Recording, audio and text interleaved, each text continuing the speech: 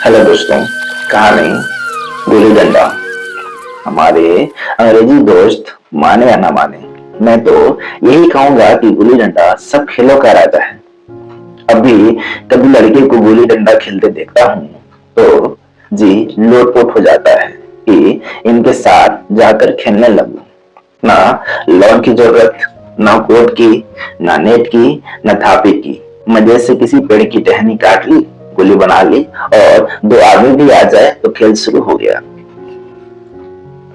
विलायती खेलों में सबसे बड़ा ऐब है कि उसके सामान महंगे होते हैं। जब तक कि कम से कम सैकड़ा न खर्च कीजिए, खिलाड़ियों में शुमार नहीं हो पाता।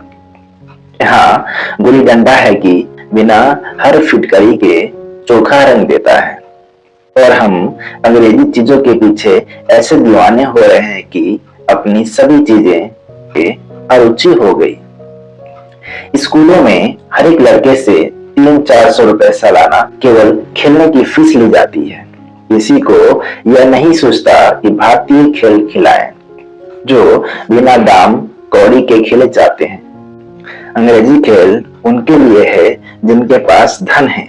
गरीब लड़कों के सिर क्यों यह व्यसन मरते हो। ठीक है, गुल्ली से आंख फूट जाने का भय रहता है तो क्या क्रिकेट से सिर फूट जाने का, तिल्ली फट जाने का, टांग टूट जाने का भय नहीं रहता। अगर हमारे माथे में गुल्ली का दाग आज तक बना हुआ है तो हमारे कई दोस्त ऐसे भी हैं जो थापी को बैसाखी में बदल गए थे। यह अपनी अपनी रुचि है। मुझे गुल्ली ही सब खेलों से अच्छी लगती है और बचपन की मीठी स्मृतियों में गुल्ली ही सबसे मीठी है। वह प्रातः काल घर से निकल जाना, वह पेड़ पर चढ़कर टहनियां काटना और गुल्ली डंडे बनाना, वह उत्साह, वह खिलाड़ियों के जमघटे, वह पढ़ना पढ़ाना, वह लड़ाई झगड़े, वह सरल स्वभाव जिससे छूत अछूत अमीर गरीब का बिल्कुल भेद न रहता था, जिसमें आमिराना चोचलों की प्रदर्शन की अभिमान की गुंजाइश न थी। यह उसी वक्त भूलेगा जब जब घर वाले बिगड़ रहे हैं। पिताजी चौके पर बैठे विवेक की रोटियां पर अपना क्रोध उतार रहे हैं। अम्मा की दौड़ केवल द्वार तक है, लेकिन उनका विचारधारा मेरा अंधकारमय भविष्य टूटी हुई नौका की तरह डगमगा रहा है। और मैं हूं कि पगाने में मस्त हूं। न नहाने की सुधि है, न खाने की। गुल्ली है तो जरा सी, पर इसमें दुनिया भर की मिठाइयां की मिठास और तमाशों का आनंद भरा हुआ है। मेरे हमजोलियों में एक लड़का गया नाम का था। मुझसे 2-3 साल बड़ा होगा।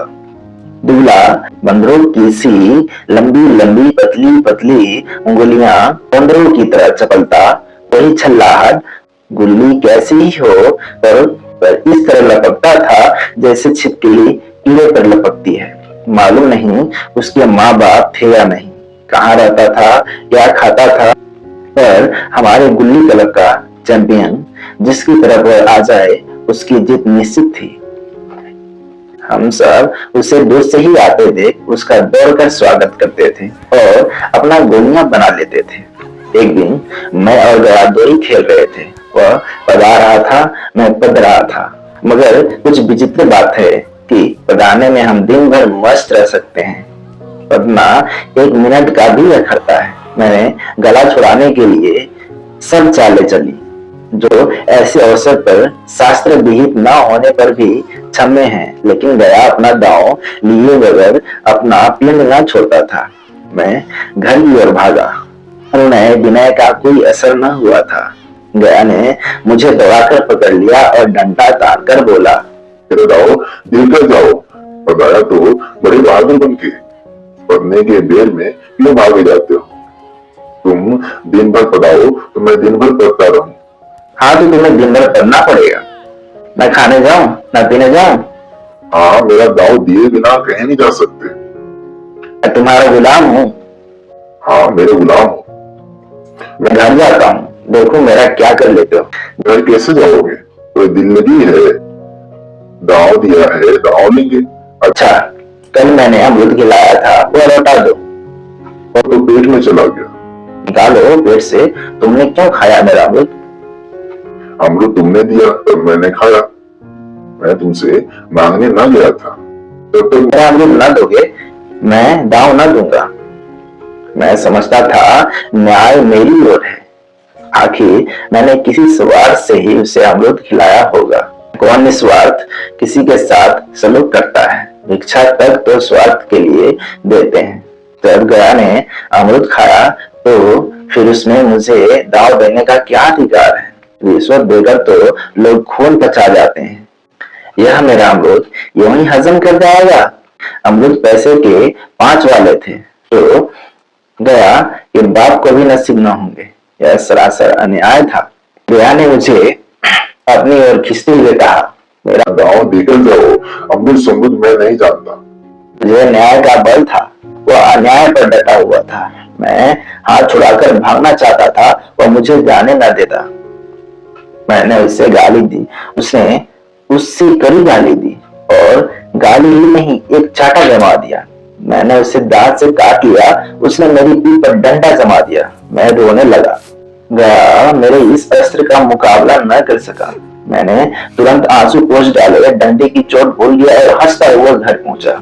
मैं थानेदार का लड़का एक नीच जात के लौंडे के साथ पीट गया। या मुझे उस समय अपमानजनक मालूम हुआ, लेकिन घर में किसी से शिकायत न की। उन्हीं दिनों पिताजी का वहां से तबादला हो गया। नई दुनिया देखने की खुशी में ऐसा फुला कि अपने हमजोलियों से बिछड़ जाने का बिल्कुल दुख न हुआ। पिताजी दुखी थे, वह बड़ी आमदनी की जगह थी। अम्मा जी भी दुखी थी, यहाँ सब चीजें सस्ती थी और मोहल्ले की स्त्रियां से घराव सा हो गया था। लेकिन मैं सारे खुशी के फूला न समाता था।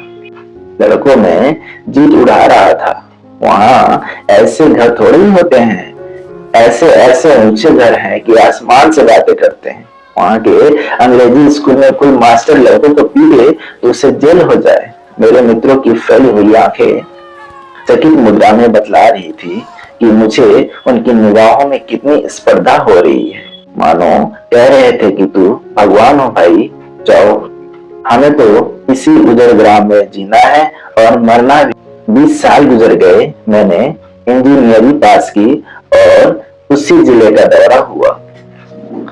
उसी कस्बे में पहुंचा, डाक बंगले में ठहरा। उस स्थान को देखते ही इतनी मधुर बाल स्मृतियां हृदय में जाग उठी कि मैंने छड़ी उठा ली और कस्बे की ओर सैर करने निकला। आंखें किसी प्यासे पथिक की भांति बचपन के उन क्रीड़ा स्थलों को देखने के लिए व्याकुल हो रही थी, पर उस परिचित नाम के सिवा वहां और कुछ परिचित न था। जहाँ खंडर था वहां पक्के मकान खड़े थे। जहाँ बरगद का पुराना पेड़ था वहां अब एक सुंदर बगीचा था। स्थान की काया पलट हो गई थी। अगर उसके नाम और स्थिति का ज्ञान न होता तो मैं उसे पहचान भी न सकता। बचपन की संचित और अमर स्मृतियां बाहें खोले अपने उन पुराने मित्रों से गले मिलने को अधीर हो रही थी, मगर वह दुनिया बदल गई थी। ऐसा जी होता था कि उस धरती से लिपट कर रोऊं और कहूं, तुम मुझे भूल गई, मैं तो अब भी तुम्हारा वही रूप देखना चाहता हूँ। सहसा एक खुली जगह में मैंने 2-3 लड़कियों को गुल्ली डंडा खेलते देखा। एक क्षण के लिए मैंने अपने को बिल्कुल भूल गया कि मैं ऊंचा अफसर हूँ। ताबी ठाठ में रौब और अधिकार के आवरण में जाकर एक लड़के से पूछा, क्यों बेटे, यहाँ कोई गया नाम का आदमी रहता है? एक लड़के ने गुल्ली डंडा समेट कर सहमे हुए स्वर में कहा, कौन गया? गया सुना? मैंने यूं ही कहा, हाँ हाँ वही। गया नाम का कोई आदमी है तो शायद वही हो। हाँ है तो। जरा उसे बुला सकते हो? लड़का दौड़ता हुआ गया और एक क्षण में एक 5 हाथ के काले देव को साथ लिए आता दिखाई दिया। मैं दूर से ही पहचान गया तो उसकी ओर लपकना चाहता था कि उसके गले लिपट जाऊं, पर कुछ सोच कर रह गया। बोला, कहो गया, मुझे पहचानते हो? गया ने झुककर सलाम किया। हाँ मालिक, बोला पहचानूंगा क्यों नहीं, आप मजे में हो? बहुत मजे में। तुम अपनी कहो। डिप्टी साहब का साइस हूँ। बताइए मोहन, दुर्गा सब कहाँ हैं? कुछ खबर है? मते तो मर गया। दुर्गा और मोहन दोनों डाकिया हो गए। और आप? मैं तो जिले का इंजीनियर हूँ। सरकार तो पहले ही बड़े जहीन थे। अब कभी गुल्ली डंडा खेलते हो? गाय ने मेरी ओर प्रश्न भरी आंखों से देखा। अब गुल्ली डंडा क्या खेलूंगा सरकार, अब तो धंधे से छुट्टी नहीं मिलती। आओ आज हम तुम खेलें, तुम पदाना हम पदेंगे, तुम्हारे एक दांव हमारे ऊपर है, वो आज ले लो। क्या बड़ी मुश्किल से राजी हुआ। वह ठहरा टके का मजदूर, मैं एक बड़ा अफसर, हमारा और उसका क्या जोड़। बेचारा झेप रहा था, लेकिन मुझे भी कुछ काम झेप न थी, इसलिए कि मैं गाय के साथ खेलने जा रहा था, बल्कि इसलिए कि लोग इस खेल को अजूबा समझकर इसका तमाशा बना लेंगे और अच्छी खासी भीड़ लग जाएगी। उस भीड़ में वह आनंद कहाँ रहेगा। पर खेले बगैर तो रहा नहीं जाता। आखिर निश्चय हुआ ने बस्ती से दूर खेलेंगे और बचपन की उस मिठाई को खूब रस ले लेके खाएंगे। मैं गाय को लेकर डाक बंगले पर आया और मोटर में बैठकर दोनों मैदान की ओर चले। साथ में एक कुल्हाड़ी ले ली और मैं गंभीर भाव धारण किए हुए था, लेकिन गाय इसे अभी तक मजाक ही समझ रहा था। फिर भी उसके मुख पर उत्सुकता या आनंद का कोई चिन्ह न था। शायद वह हम दोनों में जो अंतर हो गया था, यही सोचने में मगन था। मैंने पूछा, तुम्हें कभी हमारी याद आती थी क्या? सच कहना। क्या झटके हुए बोला, मैं आपको याद करता हूँ हुजूर, किस लायक हूँ। बाग में आपके साथ कुछ दिन खेलना बड़ा था, नहीं मेरी क्या गिनती। मैंने कुछ उदास होकर कहा, लेकिन मुझे तो बराबर तुम्हारी याद आती थी। तुम्हारा वो डंडा जो तुमने तान कर जमाया था, याद है ना? मैंने पछताते हुए कहा, वो लड़कपन था सरकार, उसकी याद न दिलाओ। वाह, वह मेरे बाल जीवन के सबसे रसीले याद है। तुम्हारे उस डंडे से जो रस था, तो अब न आदर सम्मान में पाता हूँ। इतनी देर में हम बस्ती के 3 मील निकल आए और चारों ओर सन्नाटा, पश्चिम और कोसों तक भीमताल फैला हुआ है, जहाँ आकर हम किसी समय कमल पुष्प तोड़ ले जाते थे और झुमक बनाकर कानों में डाल लेते थे। जेठ की संध्या केसर में डूबी चली आ रही है। मैं लपक कर एक पेड़ पर चढ़ गया और एक टहनी काट लाया। चटपट गुल्ली डंडा बन गया, खेल शुरू हो गया। मैंने गुच्ची में गुल्ली रहकर उछाली। गुल्ली गाय के सामने से निकल गई। उसने हाथ लपकाया जैसे मछली पकड़ रहा हो। गुल्ली उसके पीछे जाकर गिरी। यह वही गया है जिसके हाथों में गुल्ली जैसे आकर बैठ जाती थी। वह दाहिने बाएं कहीं हो, गुल्ली उसके हाथों में ही पहुंचती थी, जैसे गुल्लियों पर वशीकरण डाल देता हो। नई गुल्ली, पुरानी गुल्ली, छोटी गुल्ली, बड़ी गुल्ली, नोकदार गुल्ली, सफाद गुल्ली, सभी उससे मिल जाती थी, जैसे उसके हाथों में कुछ चुंबक हो, गुल्लियों को खींच लेता हो। लेकिन आज गुल्ली को उससे वह प्रेम नहीं रहा। तो मैंने पगाना शुरू किया। तरह तरह की धांधलियां कर रहा था। अभ्यास की कसर बेईमानी से पूरी कर रहा था। होश जाने पर भी डंडा खेल जाता था। हालांकि शास्त्रों के अनुसार गाय की बारी आनी चाहिए थी। गुल्ली पर ओछी चोट पड़ती और वह जरा दूर पर गिर पड़ती, तो मैं झपटकर उसे खुद ले लेता। यह सारी बेकारियां देख रहा था, पर कुछ न बोलता था, जैसे उसे वह सब कायदे कानून भूल गए। उसका निशाना कितना अचूक था। गुल्ली उसके हाथों से निकलकर तन से डंडे से आकर लगती थी। उसके हाथ से छूकर उसका काम था डंडे से टकरा जाना। लेकिन आज वह गुल्ली डंडे में लगती ही नहीं। कभी दाहिने जाती है, कभी बाएं जाती है, कभी आगे कभी पीछे। 8 घंटे भागने के बाद मैंने धांधली की कि गुल्ली डंडे में नहीं लगी। बिल्कुल पास से गई है, लेकिन लगी नहीं। गया ने किसी प्रकार का असंतोष प्रकट नहीं किया। न लगी होगी, डंडे में लगती तो क्या कोई बेईमानी करता? नहीं भैया, तुम माला बेईमानी करोगे। बचपन में मजाल था कि मैं ऐसा घपला करके जीता बचता, यही गया गर्दन पर चढ़ बैठता। लेकिन आज मैं उसे कितनी आसानी से धोखा दिए चला जाता था। गधा है, सारी बातें भूल गया। सहसा गोली फिर डंडे से लगी और इतनी जोर से लगी जैसे बंदूक छूटी हो।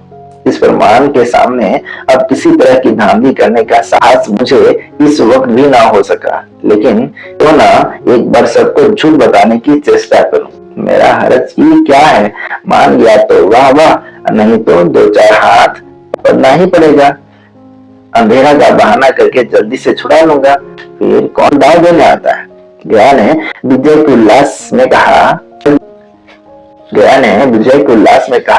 लग गई जान से बोली। मैंने अनजान बनने की चेष्टा करके कहा, तुमने लगते देखा? मैंने तो नहीं देखा। जान से बोलिए सरकार। और जो किसी एक से टकरा गई हो। मेरे मुख से यह वाक्य उस समय कैसे निकला, इसका मुझे खुद आश्चर्य है। सत्य को झुठलाना वैसा ही था जैसे दिन को रात बताना। हम दोनों ने गुल्ली डंडे को जोर से लगते देखा था, लेकिन गया ने मेरा कथन स्वीकार कर लिया। हाँ, किसी ईद में लगी होगी। डंडे में लगती तो इतनी आवाज ना आती। मैंने फिर पढ़ना शुरू किया, मैंने फिर बताना शुरू कर दिया, लेकिन इतनी प्रत्यक्ष धांधली कर लेने के बाद गाय की सरलता पर मुझे दया आने लगी। इसलिए जब तीसरी बार गुल्ली डंडे में लगी, मैंने बड़ी उदारता से दाव देना तय कर लिया। गया ने कहा, अब तो अंधेरा हो गया भैया, कल पर रखो। मैंने सोचा कल बहुत सा समय होगा, न जाने कितनी देर पर आए, इसलिए इसी वक्त मुआवला साफ कर लेना अच्छा होगा।